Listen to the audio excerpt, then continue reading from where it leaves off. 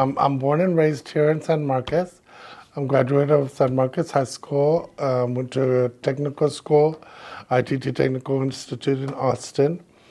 I've been in the health field all my life, pretty much. I've also dabbled a little bit in some legal work. I worked for a law firm, and then I worked as a district clerk's office and various offices for the county.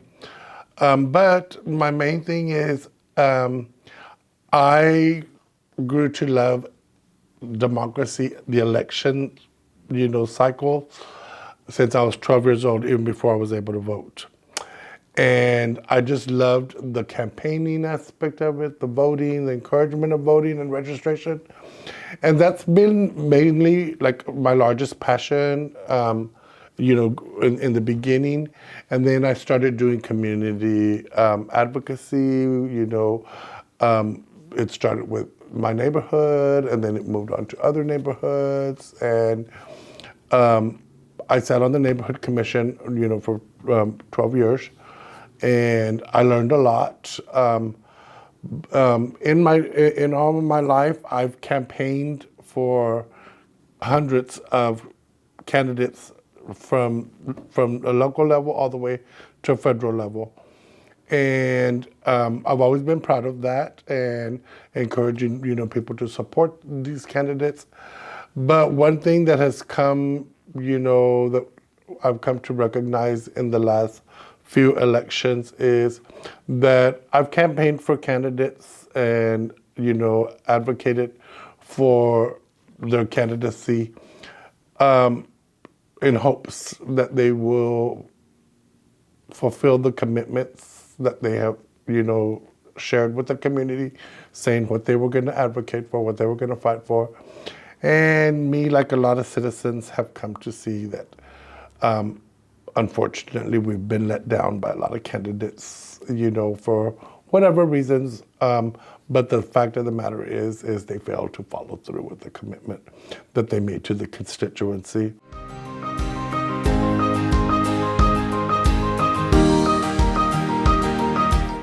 To encourage business growth, of course, we are a growing community. And one of the things that I think we need to focus on is to focus on meeting the needs of our particular community. A lot of times throughout the country, various communities get compared to other communities, but you've got to take into consideration, what is the economic level of that community. Whereas, San Marcos, we are a beautiful community. I love the community. I've lived here all my life. I've moved away and come back, but I think the best thing that we need to do is work with our community to see what are the needs what products, what supplies, what industry is it that our community needs and desires. And this will help to encourage that type of industry to come into our community.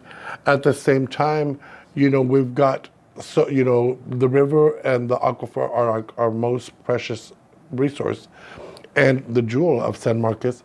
And that's something that we've got to protect as well. But at the same time, there's various businesses that can contribute to the protection and preservation of our resources, as well as provide whatever products or services that are needed here in San Marcos, and there is a great need. The other thing is we've got to also make sure, and focus on the diversity to be able to have businesses that can cater to and meet the needs of all of our economic levels, because not everyone, San Marcos, unfortunately, is one of the communities that we don't have a very high pay rate, as far as for most of our workers that live here in San Marcos. Most of them have to travel out. So if we're having people going out of town to work well, where are they going to spend their money when it comes to restaurants? And if they've got to pick up a gift, while I think it's great that we get, some of the corporate chain businesses here because they can, because they are so large, they can offer a lower rate. But at the same time, we want to make sure and promote and encourage, small businesses and entrepreneurship. And so I would like to see the city working with, not only the chamber, but working with the community and as well as the university to help kind of collate and to bring forth the information that is most vital to be able to meet the needs of all of our citizens at whatever economic level they are.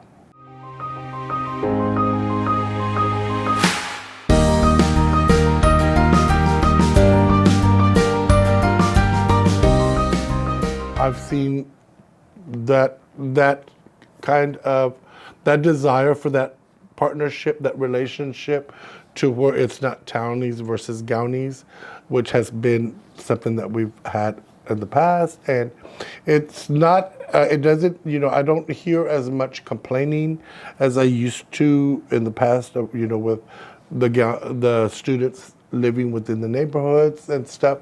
However, I would like to see the city take a more proactive outreach role in partnering with Texas State, not only with just the students, but with the staff as well, to be able to welcome them and include them in all of our celebrations, all of the things that we revere, and have that open invitation, but not only an open invitation to, the wonderful events that's held within the city, but to include them as citizens, because while, although some students stay here for the 4 years, or some only stay for 2, some are graduate students, the fact of the matter is, while you are at Texas State and you are residing within the San Marcos city limits,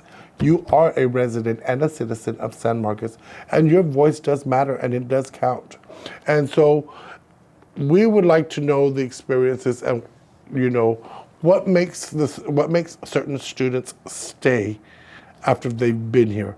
Because see, that right there is like a piece of coal that's gonna shape into a diamond, because that's our future. And see, that's the relationship that we need to start building. That's the relationship that we need to start working on, is to be able to get these students that fell in love with this community to be able to be informed of the history, the rich history, and the values that this community holds and why it is so important to us. And at the same time, a lot of these students, are here for all different education levels, but they too have desires. You know what? Again, like I said, San Marcos, as you see, is beautiful with all the murals that we have. I'd like to see the city promote artist programs where we encourage and promote artisans, on all levels. Not only that, but the small entrepreneurship.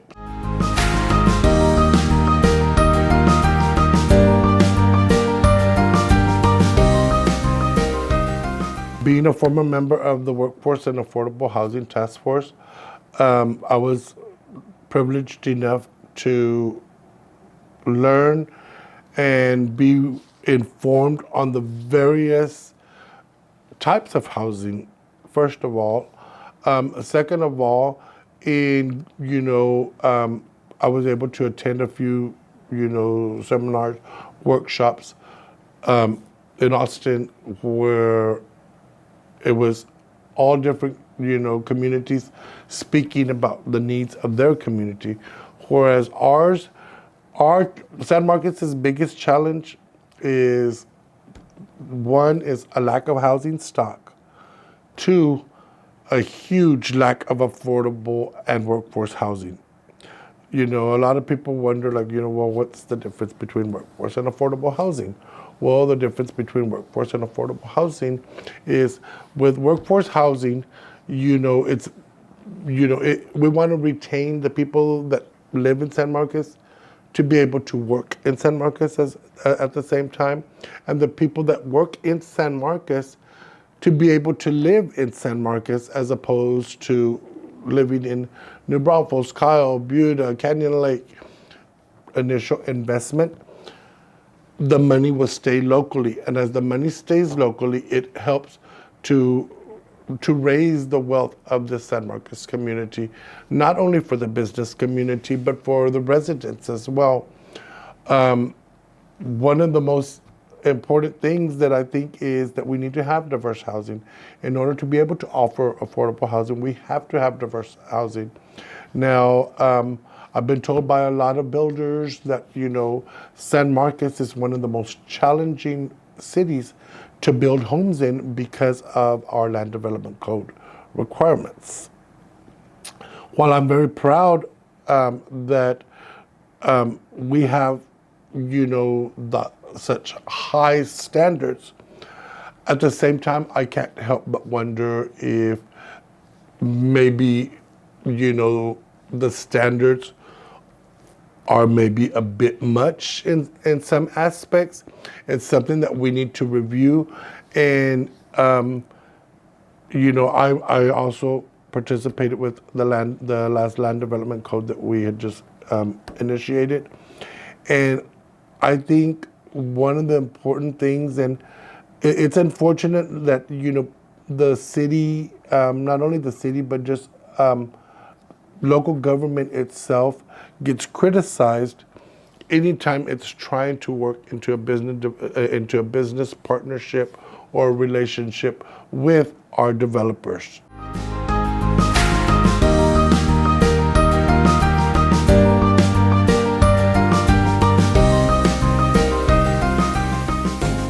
A lot of people don't know this, but there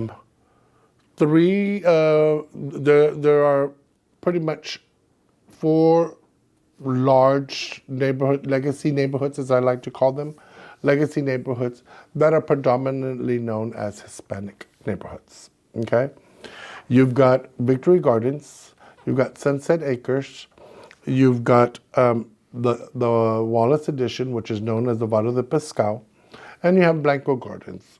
East Guadalupe was also, but that neighborhood has kind of gotten a little bit smaller through time. However, if you go through all these neighborhoods, even though they're all predominantly Hispanic owned and Hispanic neighborhoods, every single neighborhood is completely different. Our culture, we embrace our culture, our heritage, our history, but it's recognized and celebrated in different ways in each neighborhood, which is beautiful. And that's what I would like to see expanded into our new growth. I want to carry those memories because we're losing so much. We've lost so much already. The Victory Gardens, they lost what was known as La Capilla, which is the Guadalupe Chapel. That was a church. That church was built by the residents that lived in that neighborhood. And what happened to it now? Sold, demolished. So that piece of history is gone for the people that live in that neighborhood. That they can no longer share that site with their grandchildren and their great grandchildren because it's no longer there. All they can tell is the stories and the pictures. The same thing, with our historic neighborhood, our historic district. We need to be careful to not become a cement city where we have all these shopping malls while we want, business. You know what? We need to look at going up and not out. We need to be able to have, we need to be able to have, maintain, green space, because that's the most beautiful part about San Marcos is the fact that we've got such beautiful, luscious green space and that we protect that. And that's what we need to continue to focus on is continuing to protect our green space and think, oh no, development doesn't always have to, encompass, you know, what, 500 acres. No, you know what? We can do 300 acres going up.